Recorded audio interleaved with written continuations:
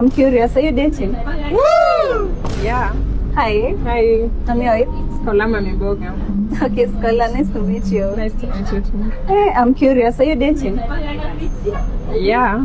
You are? Hey, situambie mtu ni nani? I think you should know. Namjua but Nani dapa man? tawaambia tu. Ni dapa man? Kitu kaa hiyo. Kwa hiyo lakini nitawaambia. Yes, ni sawa. You are ready for that. So, Scholar, nini comment gani weird ushaipata?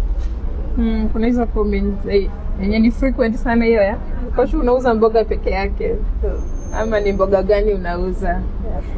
Oh, speaking about kuuza mboga, you said you always earn like 10k per day. Hey. Can I correct that? Correct it. I said I sell at least on a good day nauza 5 to 10,000 sales.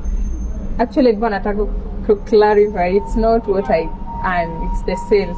So, unajua hiyo Wakenya walibishana kwa pombe. Choko ni mboga gani? Well, between sales and earnings, unajua lazima utoe expenses. Oh yeah, I get it. So Scholar, will you continue to be mama mboga ama uta-change to something else? I'm hoping to change. Yeah, because at where I am right now in a struggle. So if I get a better opportunity, I'll go for it, definitely.